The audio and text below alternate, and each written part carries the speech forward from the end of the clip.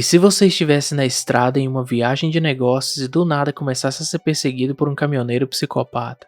Foi exatamente isso que aconteceu com David Mann, o protagonista de Encurralado. O que deveria ser apenas mais um trajeto comum acaba se transformando em uma das perseguições mais sufocantes da história do cinema. Em 1971, Steven Spielberg ainda era um jovem diretor em início de carreira, mas conseguiu transformar uma história simples em uma obra de suspense que marcou a época. O filme nasceu como um telefilme feito para a TV, mas a tensão criada foi tão grande que logo ganhou projeção internacional nos cinemas. O mais assustador é a simplicidade da trama. Um homem sozinho dirigindo seu carro tentando escapar de um caminhão enferrujado que parece ter vida própria. Nunca vemos o rosto do motorista, não sabemos suas motivações e justamente essa ausência de respostas torna tudo ainda mais ameaçador. Ao longo dos anos foram lançados filmes parecidos e mesmo com um orçamento melhor, nunca chegaram aos pés desse filme aqui, galera. Encurralado teve um orçamento de $450 mil e faturou apenas $2.544, isso de acordo com o IMDb e a Wikipedia. Mas no JP Box Office, a estimativa é de 6 milhões de faturamento. Essa discrepância acontece porque Encurralado foi originalmente feito para a televisão, como um filme de semana da ABC, com exibição inicial em 13 de novembro de 1971 e só depois ganhou a versão estendida para lançamento internacional nos cinemas. Então os valores mais baixos, $2.544, referem-se a esses lançamentos cinematográficos limitados, enquanto os milhões indicam a performance comercial mais ampla em mercados internacionais. O filme mais próximo e que eu até diria ser uma cópia bem feita de Encurralado é Perseguição de 2001, com Paul Walker, que por sinal a gente já trouxe para o canal. Olha o card aparecendo aí na parte de cima do vídeo para vocês. Assim como em Encurralado, a ideia é simples, mas extremamente eficaz. Transformar uma viagem de estrada em um jogo de gato e rato. A diferença é que em Perseguição, a ameaça vem através do rádio, de uma brincadeira de mau gosto feita pelos irmãos e logo da manipulação psicológica por parte do parafuso, enquanto que em Encurralado, a ameaça é pura força bruta, representada por um caminhoneiro que ninguém sabe quem é ou quais suas motivações. Encurralado é um exemplo perfeito de como o medo pode ser construído sem monstros, sem sangue em excesso e sem grandes efeitos especiais. É apenas a estrada, o carro e um inimigo invisível, transformando uma viagem rotineira em um pesadelo sem fim. E é por isso que hoje vamos analisar Encurralado, esse clássico do suspense que mostrou ao mundo a genialidade de Spielberg e ainda continua sendo referência quando falamos em filmes de terror na estrada. Então, sem mais delongas, bora para a análise do vídeo.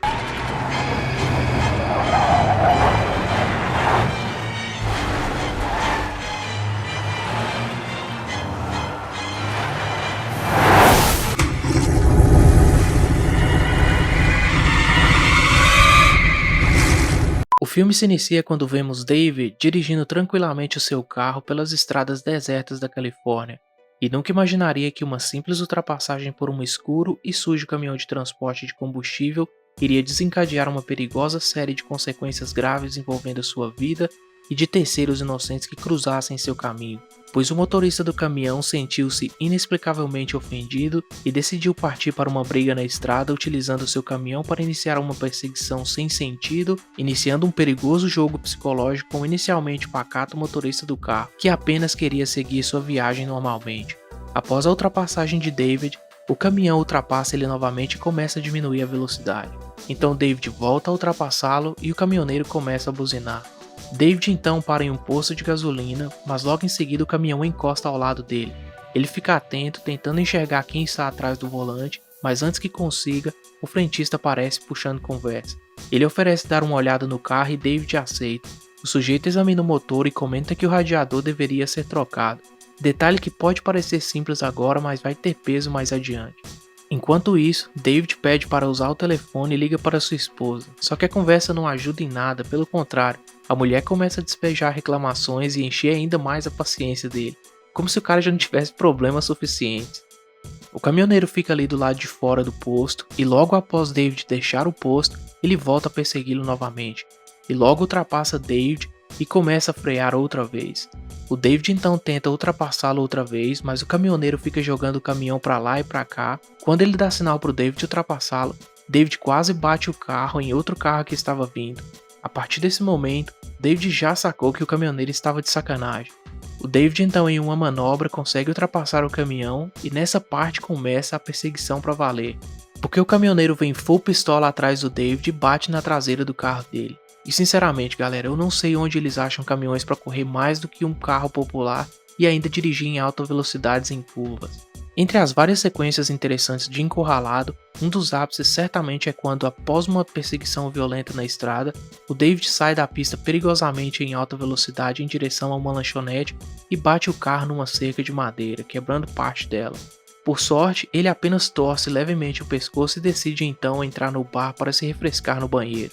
Quando volta, descobre que o caminhão está parado no estacionamento também e a partir daí se inicia um tenso jogo psicológico com David imaginando quem poderia ser o motorista psicótico entre as várias pessoas que estavam na lanchonete. Ele fica observando um a um, tentando reconhecer as botas num suspense crescente.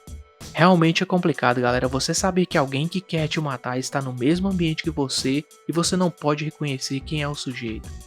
O filme todo, galera, é enfocado segundo a perspectiva do motorista do carro, que é a vítima desde o início do duelo, mostrando seus pensamentos de indignação, revolta e medo perante uma situação inusitada, onde ele se sente encurralado na estrada por um caminhão assassino, e tudo por causa de um pequeno e banal desentendimento numa ultrapassagem despretensiosa.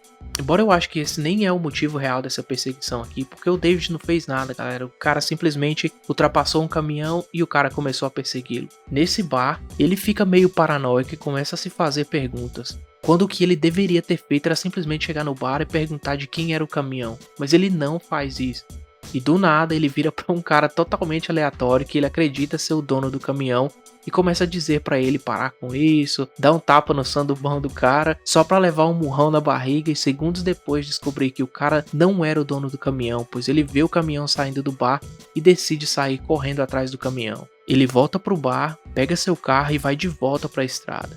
O que eu gosto nesse filme é que ele evidencia a incrível somatória de eventos desastrosos num típico dia ruim para o viajante David, pois além de ser perseguido sem motivo por um caminhão, ele ainda teve que enfrentar outras situações desfavoráveis. Primeiro, após sair do bar ali, ele tenta ajudar um ônibus com defeito mecânico empurrando-o com seu carro na esperança de conseguir ligar o motor, e apenas conseguindo como resultado seu para-choque enroscado na traseira do ônibus. Aqui, o caminhão aparece para ajudar o ônibus e o David, ao invés de sumir dali, galera, fica ali simplesmente observando o caminhão. Mais uma oportunidade de derrotar esse filme aqui era ele ter desaparecido enquanto o caminhoneiro ajudava o motorista do ônibus. O David então para em um outro posto de gasolina e ao tentar ligar para a polícia, o caminhoneiro vem e passa por cima da cabine de telefone. O David então consegue fugir dali e até consegue despistar o caminhoneiro, mas aí o que ele decide fazer? Exatamente galera, ele para por ali para tirar um cochilo. Descansar, né? Que o cara não é de ferro. E sinceramente galera, no último vídeo aqui do canal Em Pânico na Floresta eu falei a respeito do Chris parar pra descansar mesmo sendo perseguido pelos canibais, mas se você pegar alguns filmes, por exemplo A Morte Pede Carona, tem uma parte onde o casal após ser perseguido pelo psicopata também para pra descansar e dormir na estrada. Então assim, sinceramente não dá pra entender a ideia por trás disso aqui, porque se acontecesse comigo galera, eu não ia parar até eu chegar no meu destino.